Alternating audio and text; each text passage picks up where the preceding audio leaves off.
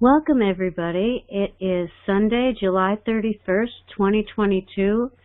I am Robin from Western Massachusetts, and this is the Morgellons Call of the Week. I'm thrilled to be here with the host, Richard Kuhns, author of How to Get Your Life Back from Morgellons and Other Skin Parasites. I would not be doing as well as I am today if it wasn't for Richard and his book and his eating protocol. So I am so grateful, and for this community. We have given so much support to one another.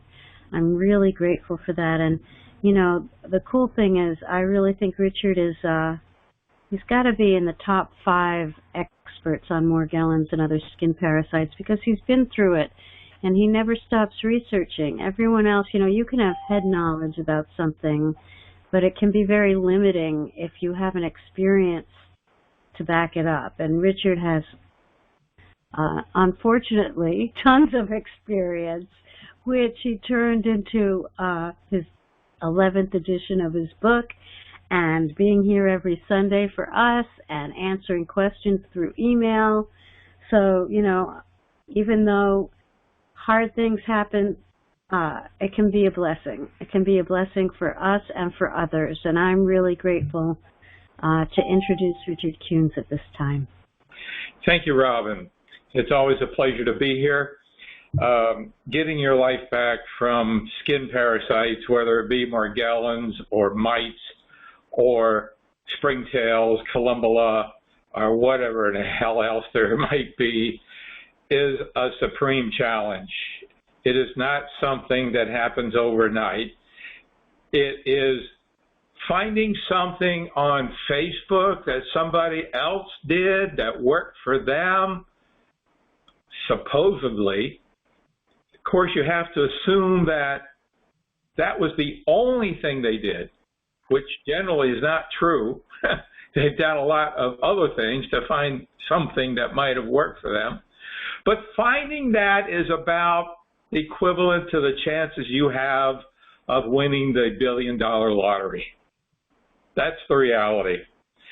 I didn't choose this path in life. It has become a path in my life. I didn't make this choice. I was a chemical engineer and moved into my own business of stress management. I had the fortune of providing programs to corporations like AT&T and International Flavors and Fragrances, and I built my own company manufacturing gutter guards, the best in the world, in fact, and I wasn't looking for this.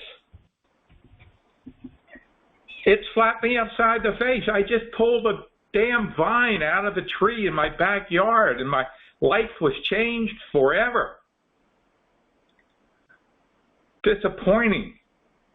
Me, my significant other, both affected 4 days, exactly 4 days, exactly the same moment. We were both impacted.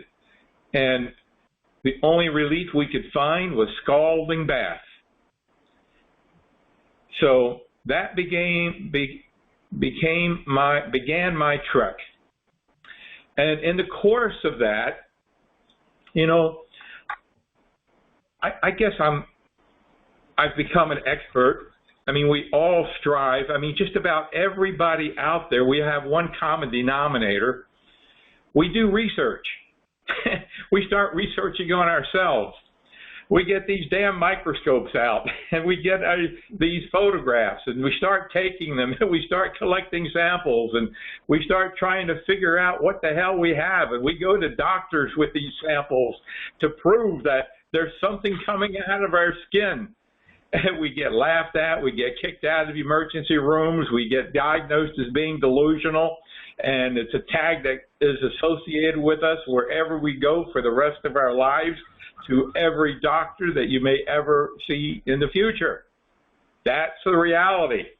We become researchers, and we research, and every one of you, mostly every one of you, is researched to the degree I have. I'm a little more fortunate. someone after I'd gone through the medical profession and was thinking, well, I'm never going to get my life back. It's never going to happen. Someone suggested there might be a dietary connection. And at first, I thought that was stupid. Literally stupid. What did you think, Robin? Did you think there would be, when you read that might be a dietary connection and some stupid diet might make the total difference in your life? What was your first thought? Could it be real? Whatever. What? Whatever. I didn't believe it. I did not believe it. Mary, what did you think? Did you believe it? Yes, I did believe it, but I was already on a restricted diet, so I already knew. So you already knew the importance of diet, so it made sense to you that this might be something. Yeah, but most of us think it's a stupid thing. You know, fortunately for me, it was a simple matter of a simple test, and I ate nothing but eggs, no butter, no nothing. And within hours, I noticed that the symptoms had diminished. And having a background in stress management, I knew how we used elimination diets to figure out allergies. So I used the same concept, and each day I added something else and added something else, and I noted how I felt afterwards, and I noticed and kept a diary, and I noticed which foods actually fed these little monsters and which foods didn't. And from then, back in probably that was around 1997, before that, about 1995, I published the King Diet. I actually used to sell this stupid diet for $19, just the diet alone. It's free. It has 3 stages. I mean, free today. It has 3 stages to it. Stage 1, Stage 2, and Stage 3. Where I am, and where Mary, I don't know, Mary, are you? No, you're not in Stage 3 yet, are you? No, I don't know if I'll ever get there. I am getting into Stage 2. But you're happy.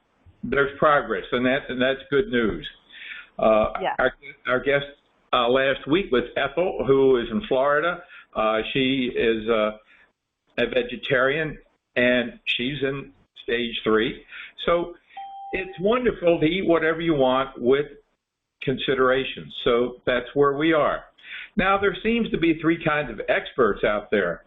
Experts who live in an ivory tower and do their research and never had the actual real experience of being awakened at 3 a.m., driven crazy into a bathtub of scalding water just to get some relief. They look in their microscope and they do this and they do that, and fine, they have their contributions. Unfortunately, they often ignore things like, and dietary, sure. They say eat healthy. And, what could that be? Well, there are many healthy diets. There's a caveman diet. There's, what are some of the popular diets out there, Robin, right now? Sugar-free diets, gluten-free diets, vegan diets, the Mediterranean diet, which focuses on olive oil. Those are some. The Atkins diet, which is probably closer. It's mostly protein, but you can get keto. What is that called? It's a dangerous diet to be on for a long period of time. So there are many diets out there, all healthy, but man, they ain't gonna cut it, because you laughed when you said olive oil, and why is that?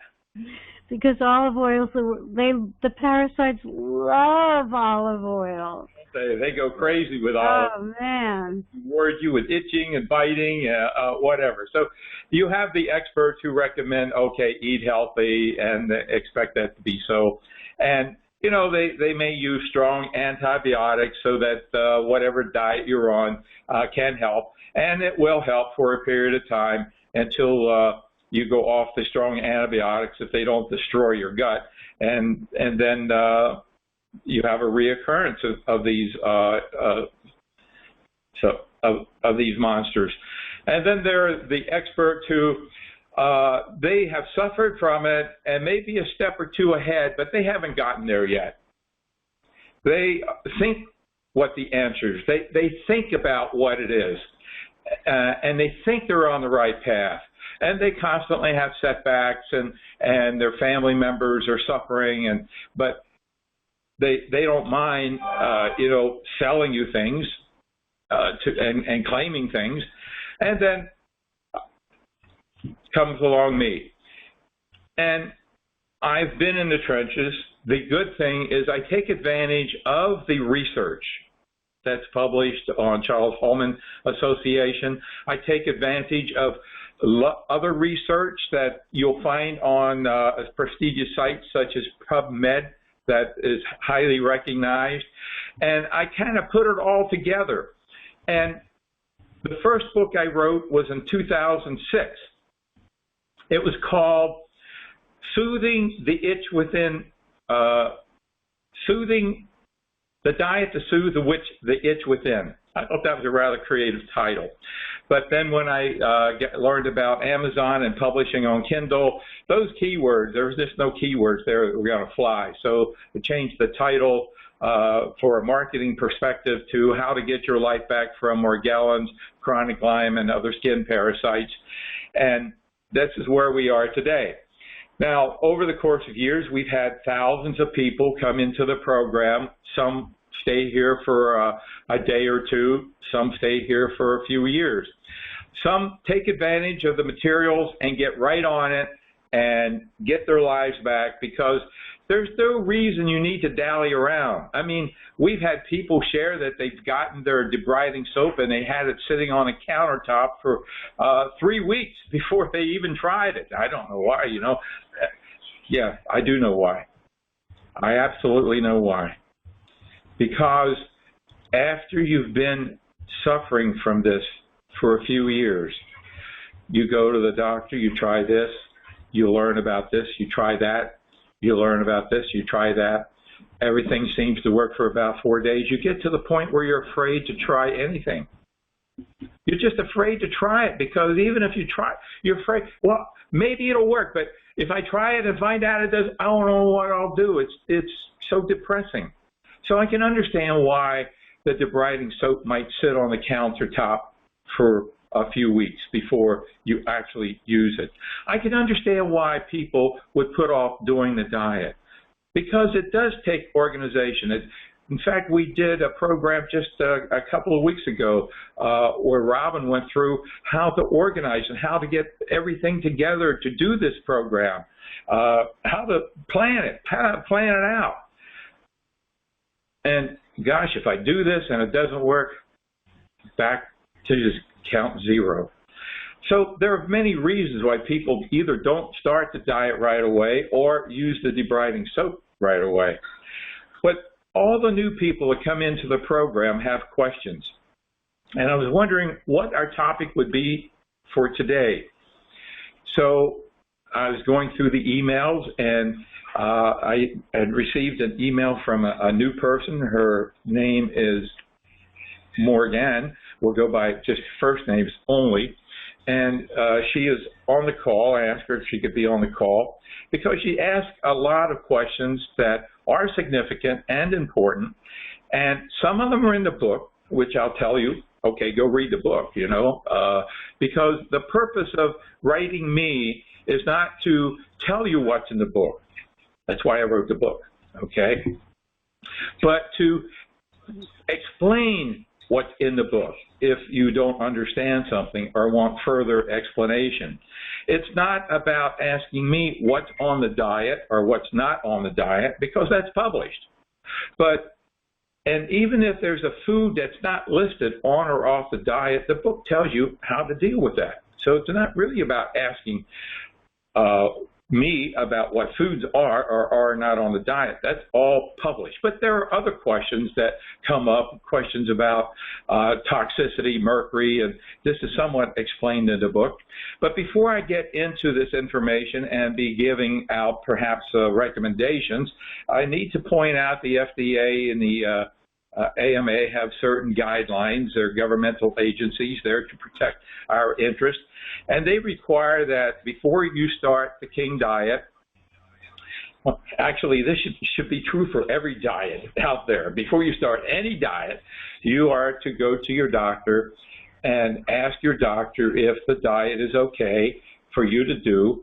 Ask if the recommendations that I make or any of my coaches make are okay and won't interfere with any health problems you're presently experiencing. Your doctor should know what health problems you have and what you should and shouldn't be able to do. That's the whole idea.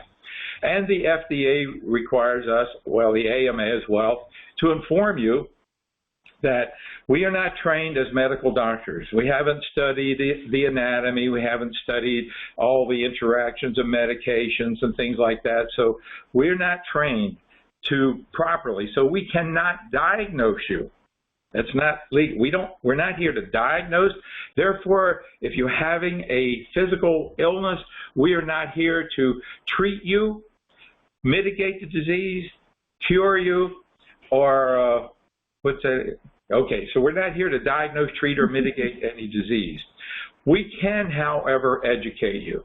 And the purpose of the call and the book and all of my information, which is all free, is to educate you how to use the King diet to your advantage, how to clean the organisms out of your skin, how to clean and disinfect your environment, and how to build health and immune functioning.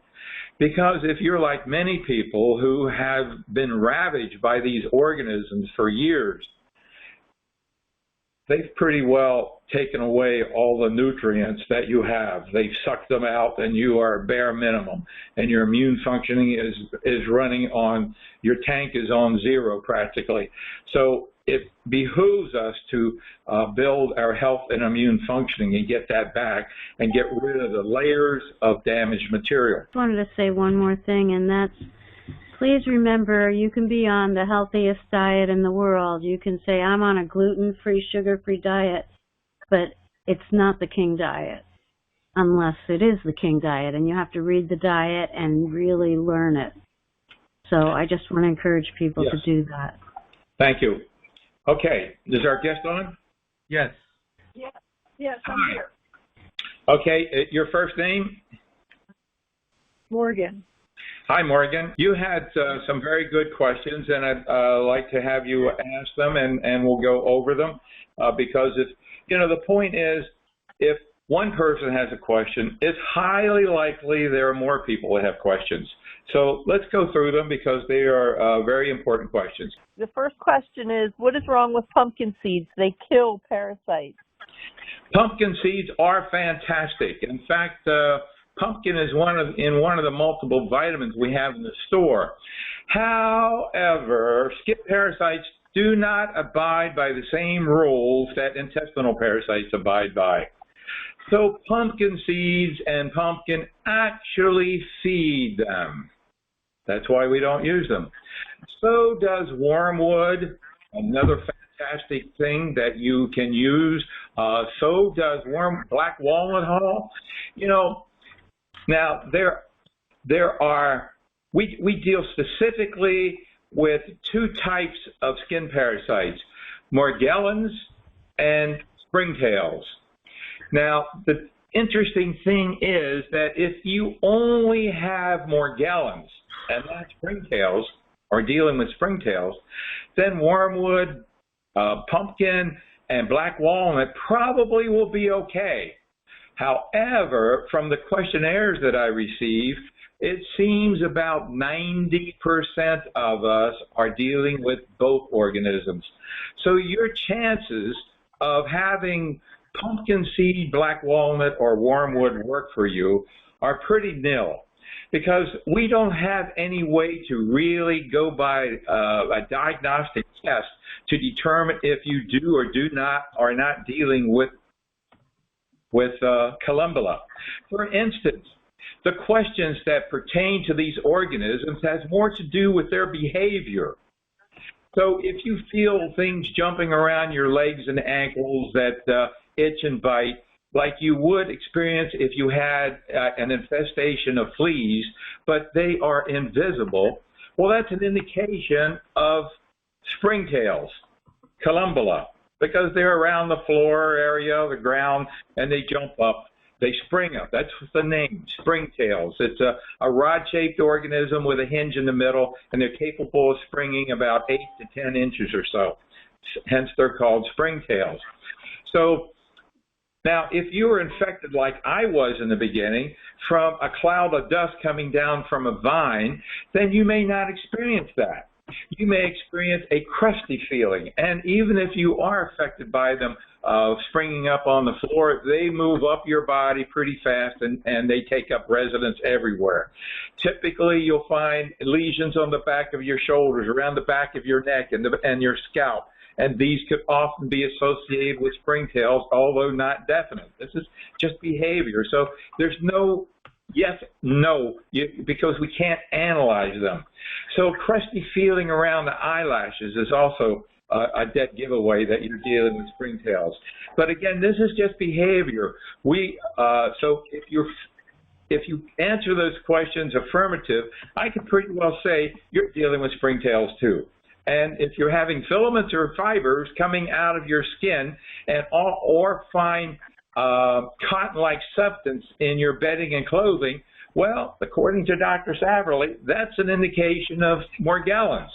So if you have both, well then 90% of the people who do answer the questionnaire come up with, yes, they have both, which puts out black walnut, eliminates wormwood, and eliminates pumpkin seeds for sure, plus many other antiparasitics that you may find. What's the next question?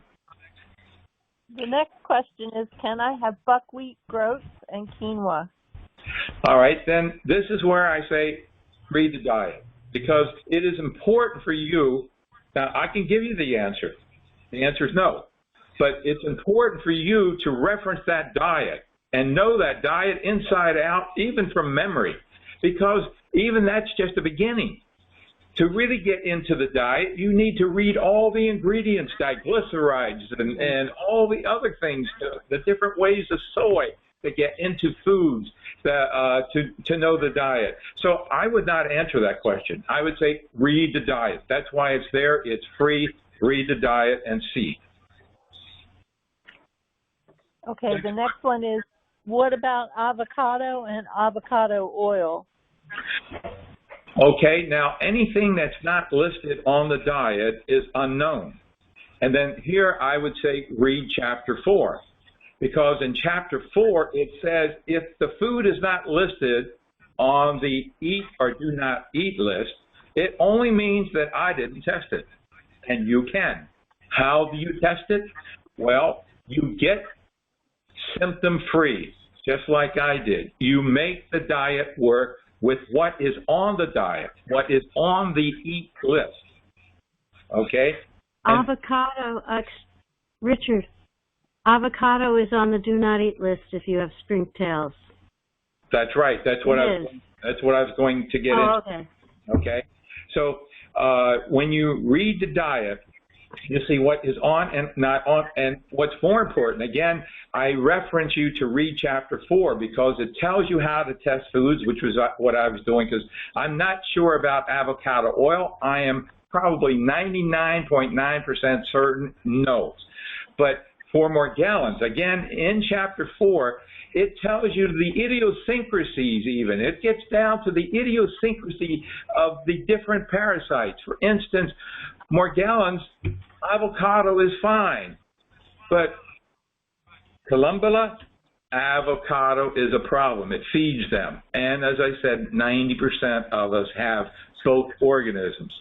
So there are many people that may be in the gray zone. They may have columbella, but not necessarily feel them at the ankles and feet or have a crusty feeling, but maybe they have some other things going on that indicate columbella. So there's no diagnostic tool available to know for sure. So we go by what we know and our best guess scenario, which is pretty darn good. Okay, next question. Fish is high in mercury, which can be worse than Morgellons. All right, toxic metals. Mercury is not the only toxic metal. We have nickel, we have cadmium, we have, oh hell, what are some of the others, toxic metals that get in the body? They all raise hell. Aluminum.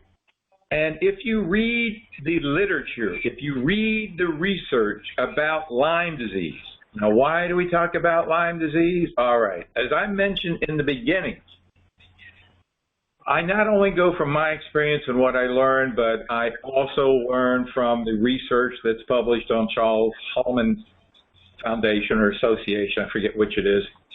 But the research indicates, their research, pilot studies indicate that 90% of the people in their pilot study that have Morgellons also have one of two types of spirochetes, Lyme disease.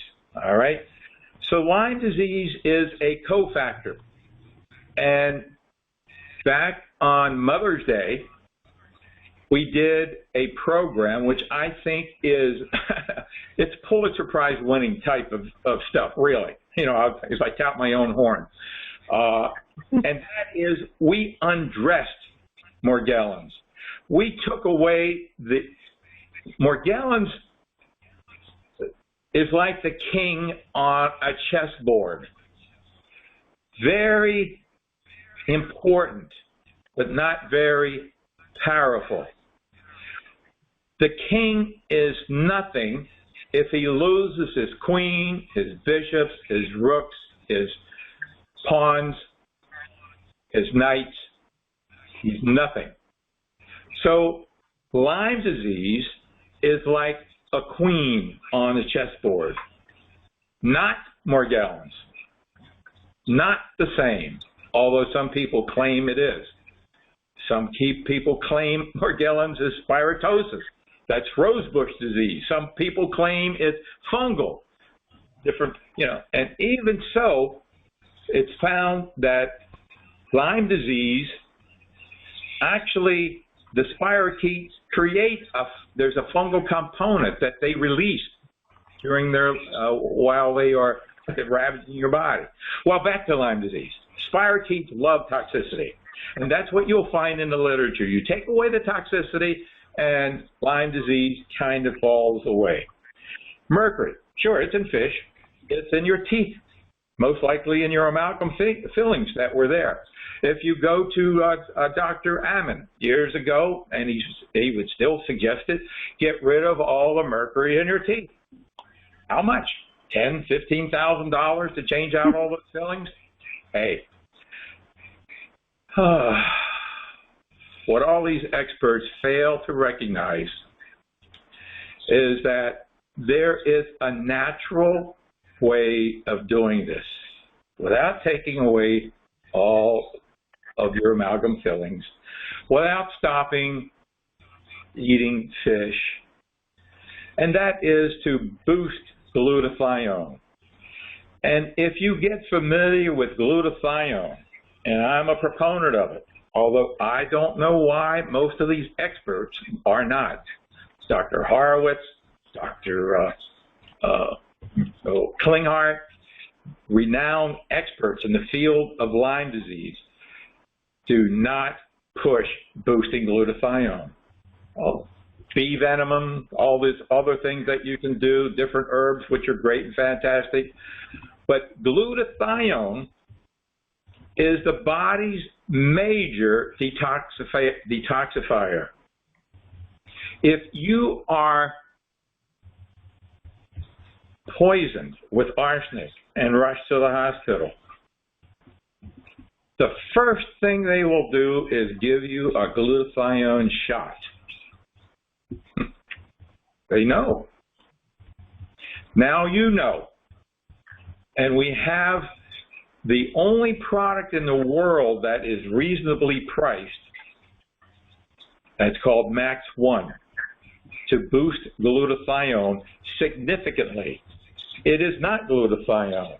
It's a combination of D-ribose, which is a high-quality sugar that feeds the mitochondria and boosts the ATP organization in your cellular structure, and provide the L-cysteine, which is a limiting molecule of creating glutathione right there in your cellular structure to take out all of that toxicity and take away the swimming pool for Lyme disease, spirochetes. Check it out. It's in the literature. It's referenced in my book. So we're not afraid of mercury. We're not afraid of lead. You know, people complain about lead in the water. Okay, it doesn't matter if you're boosting your glutathione. If you're not boosting your glutathione, you're going to go dum-dum, because that's what lead does. Okay, what's the next question? Pork is awful in my opinion. Well, that's, you know. Everyone has an opinion. You know, we all have our preferences. You know, ideally, I'd rather stay away from beef, pork, chicken, turkey. I'm laughing because when I wrote this, I didn't know it was going to be public. What? But I said when I wrote you that email, I didn't know it was other people were going to hear it. It sounds pretty funny when you said it. Yeah. I'd like to mention I'd like to mention something about the glutathione. I have sulfur intolerance that started 2 years ago. I was told from glyphosate poisoning, even though I've eaten organic for 30 years. And that's a cysteine and all the sulfur-related products that detox, like you're saying. I'm sensitive to them. That's what I do. If you know anything about that or not. Like I can't eat eggs or garlic, or cruciferous vegetables. Go ahead. I mean, Mary is sensitive because why? Mary is the person you want to talk to about this, because she has all the intolerances that you can imagine. And that is a particular challenge in making the diet work, is to work around those intolerances. And you may want to connect with Mary later on to discuss how she's overcome some of the intolerances. But the good thing about the Max 1 formula is that it builds glutathione. But it has, I thought you said it had L-cysteine, and L-cysteine, which is also a sulfur product. Well, you can't live without glutathione. I mean, it's a fundamental, that means you can't eat meat, you can't eat red peppers, you can't eat a lot of fruit, you can't eat a lot of vegetables, because they all have L-cysteine in them. Yeah, well, I'm just saying, taking the pill, I'm talking about the sulfur intolerance I have from the garlic, eggs, the cruciferous vegetables. That, I don't, I'm talking about the actual supplement, N-L-cysteine, would be high in sulfur. I just don't know if it would be a problem for me or not, since I'm sensitive to the sulfur foods. Well, it's an unknown, but the bottom line is you cannot live, you cannot be alive unless you have glutathione in your body. And your body produces it naturally and normally from your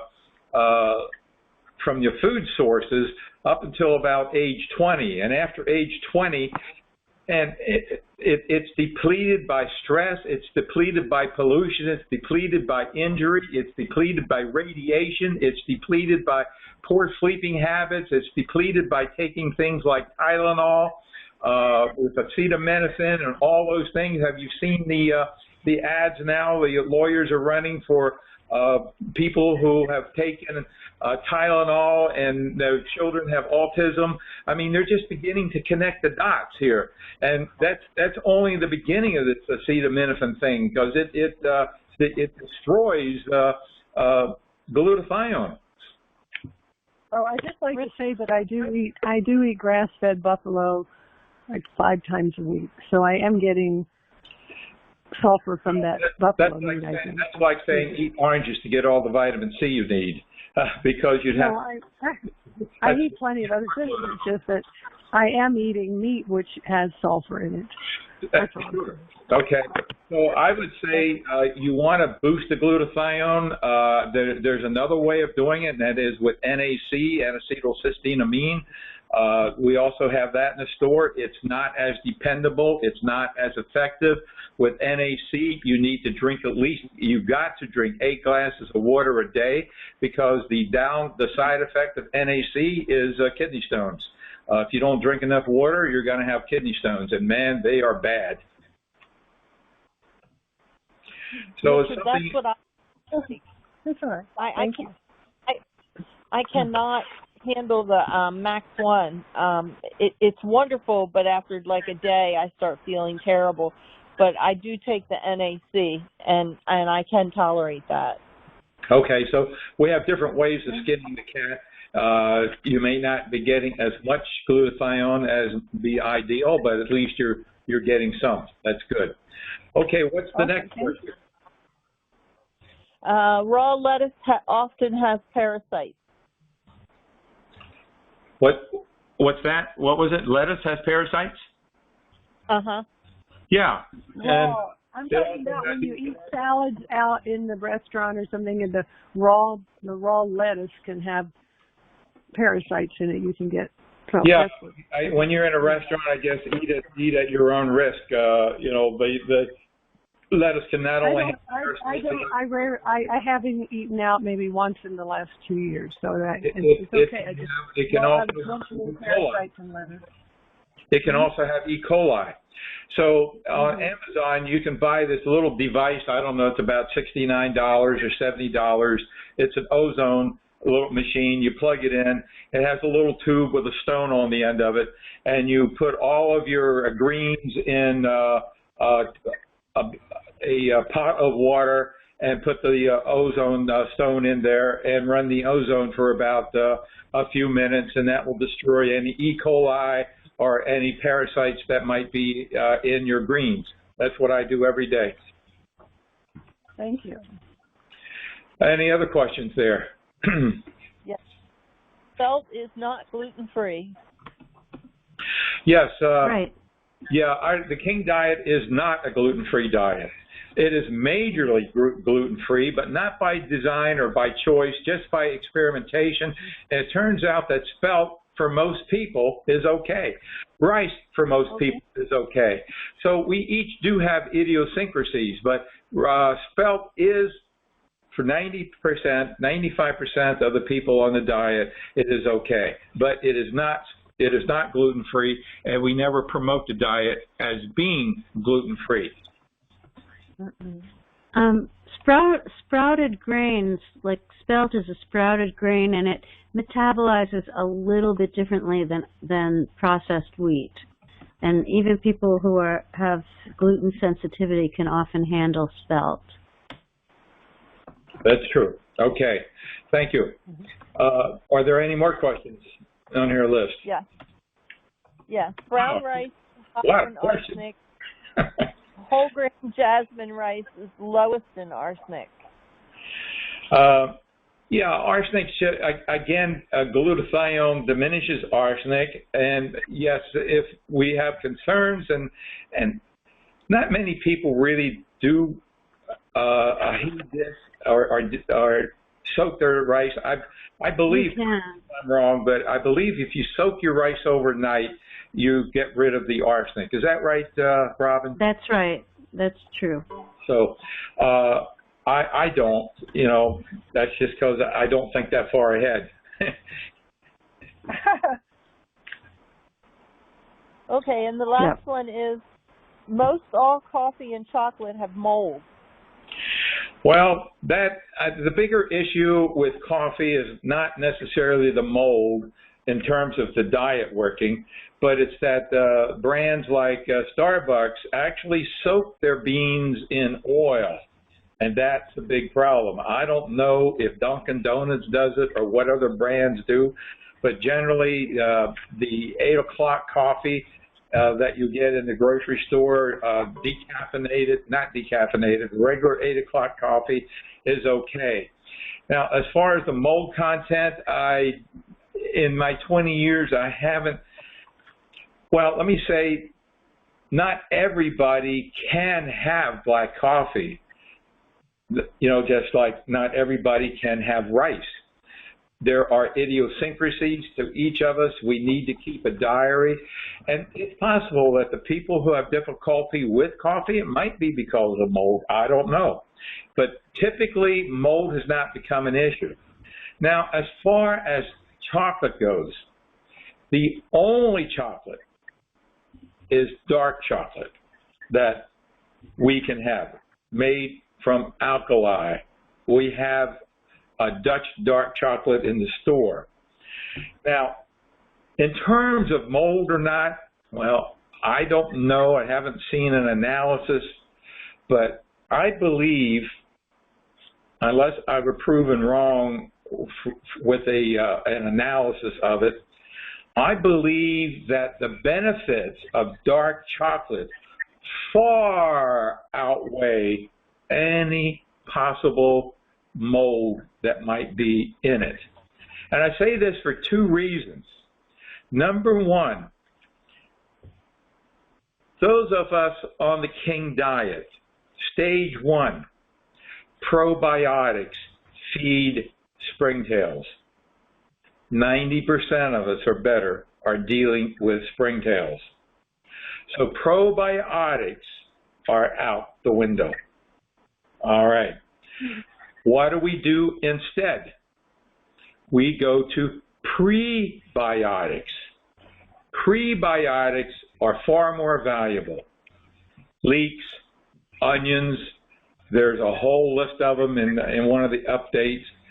And the most powerful of all prebiotics, dark chocolate. The most powerful of all prebiotics. That really surprised me. It tastes nothing like scallions or onions. It tastes good, in fact. You know. Why is it so powerful? Well, it is. And number 2, free radical killer. Glutathione, I talked about detoxification. Glutathione is also the body's major free radical killer, protects your DNA. But do you know that dark chocolate scores even higher than glutathione when it comes to being a free radical killer? And why are we concerned about free radicals? Well, right or wrong, one of the theories about Morgellons is it rewrites your DNA. Rewrite your DNA. And that's I thought that was just a vaccine. No.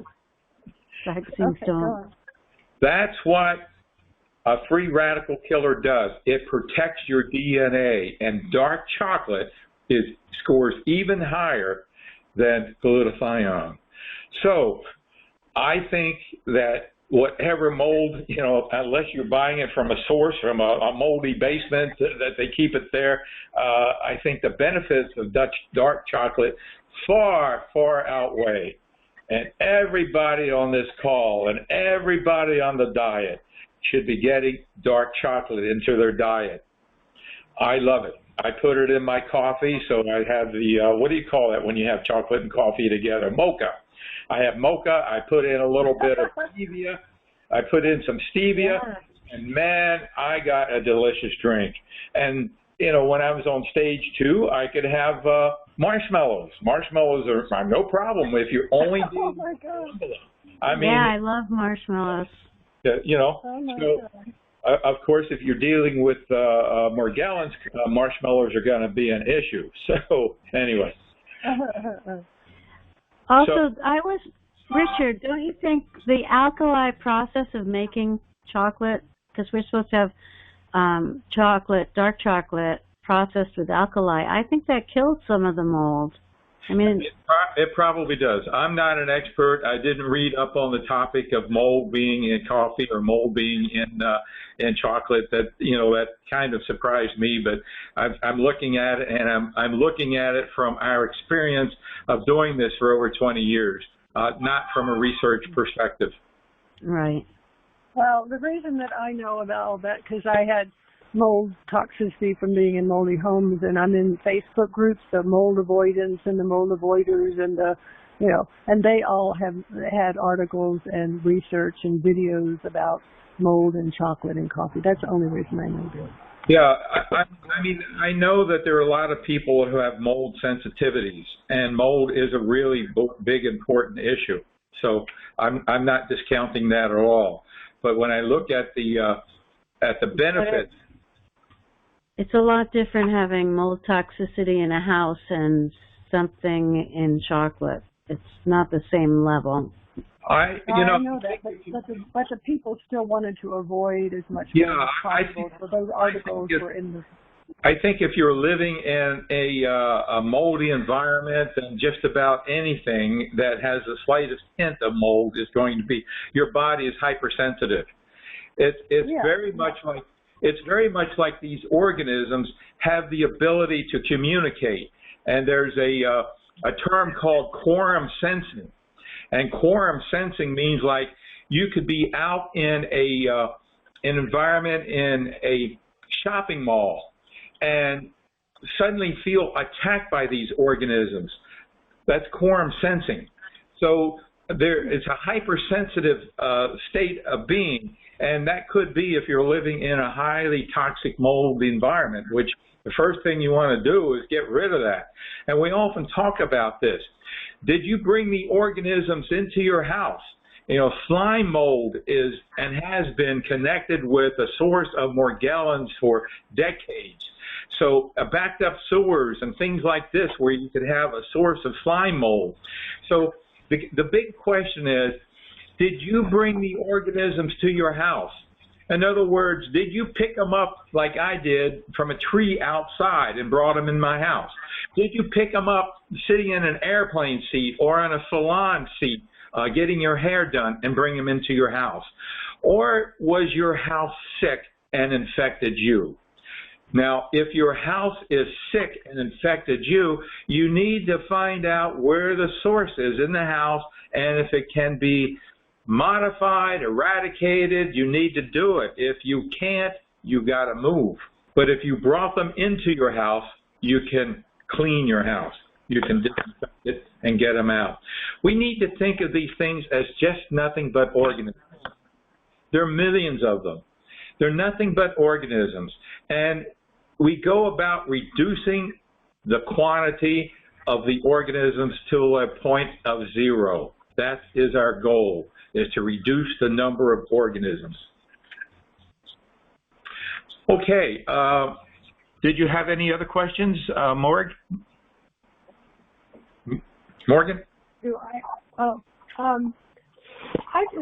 I thought I'd share that I'm not sure what I have, but I don't have the one that you were talking about. Well, if you would complete the question, the next step for you. I think that I have a touch. I've had bumps and stuff on just on my legs, the bottom mostly from my knees down. Well, the bumps that are itchy, and then they bumps only. I've never. Let me try, please. I've never pulled a fiber out or anything. It's just that when I did the CDS MMS stuff and the black walnut and the wormwood for 4 or 5 days, my legs cleared up. But then they came back a little bit, probably from something I ate, like you said. And I do a pretty strict organic, it's not that matters organic, but meat and green vegetable and low carbohydrate diet anyway. But those particular products seemed to help whatever I had, when I took them off this last week. Well, the next step, you haven't completed the questionnaire yet, have you? No. Mm-hmm.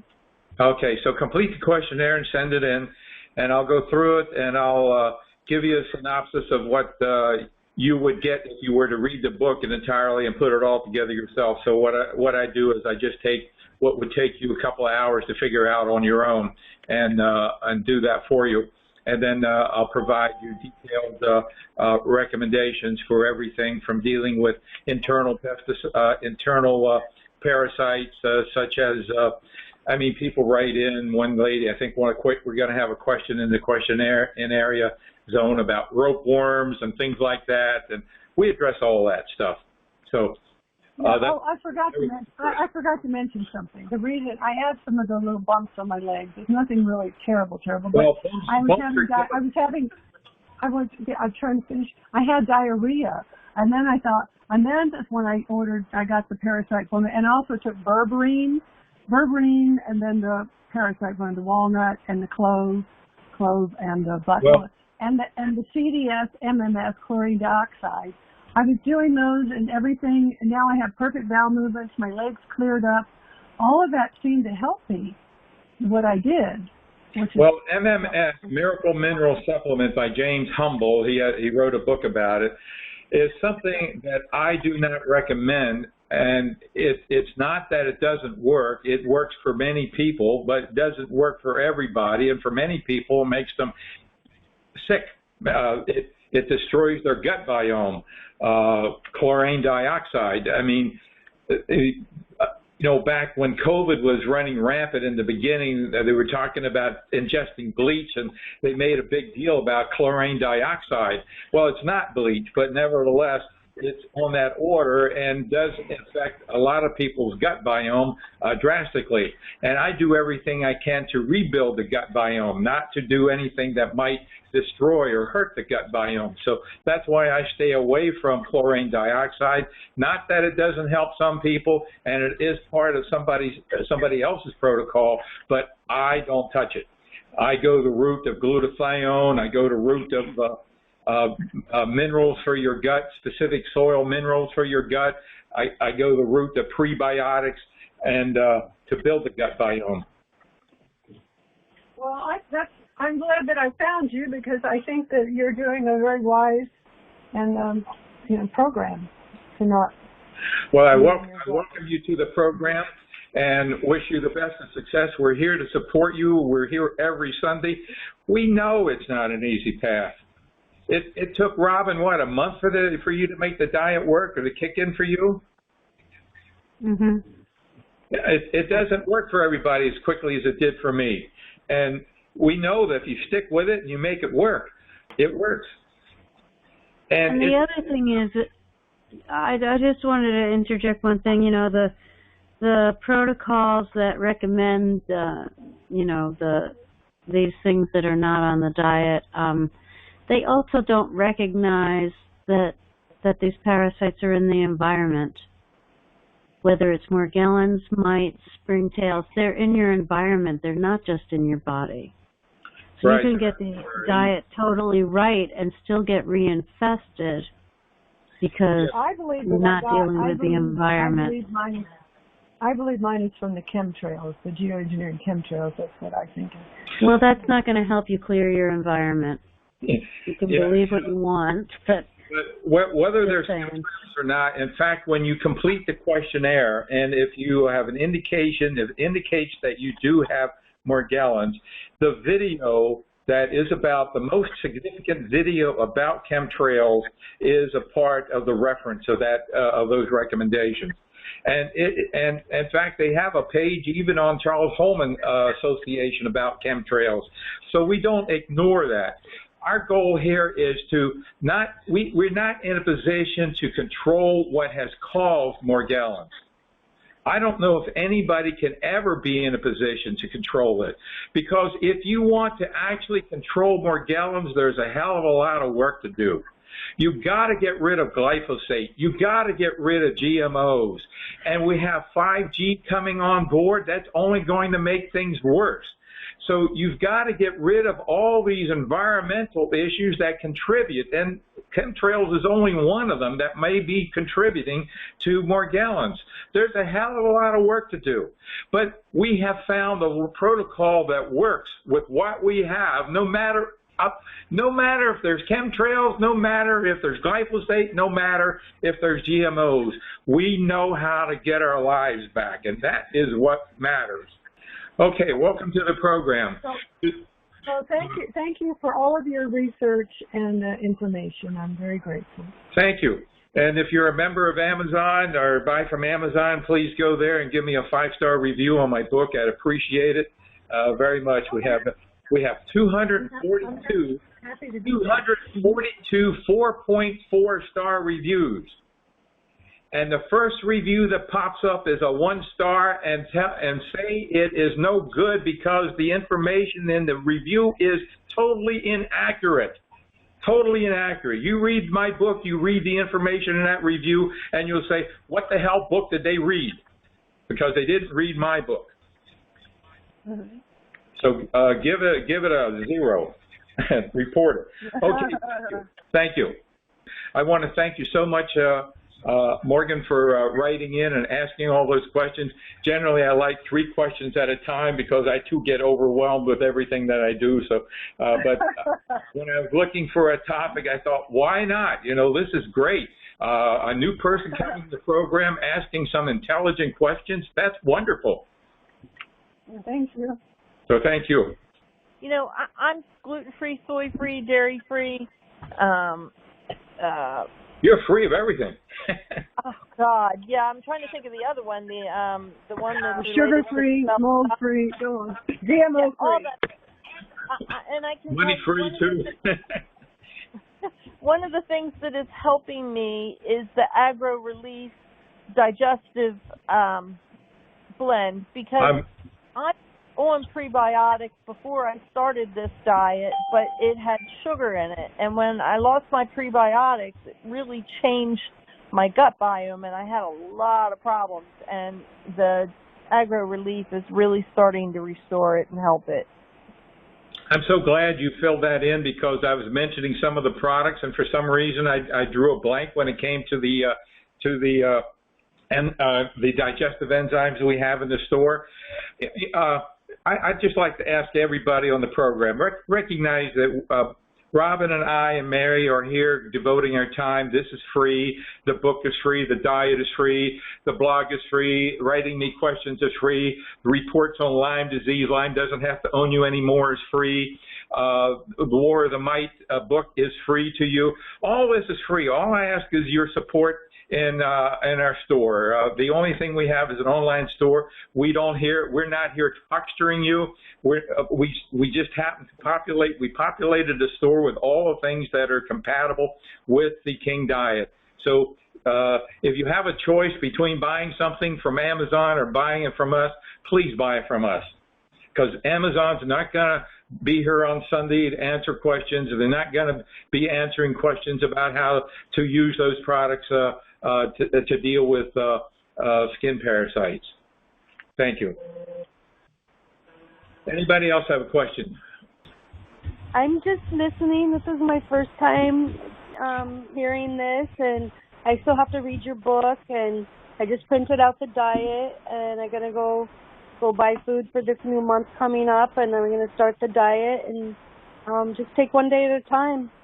That's what you can do, one day at a time. Plan ahead and get things going, and always bookmark it as this being the most important thing of your week to do is to join our call, because what's most important for you right now is getting your life back.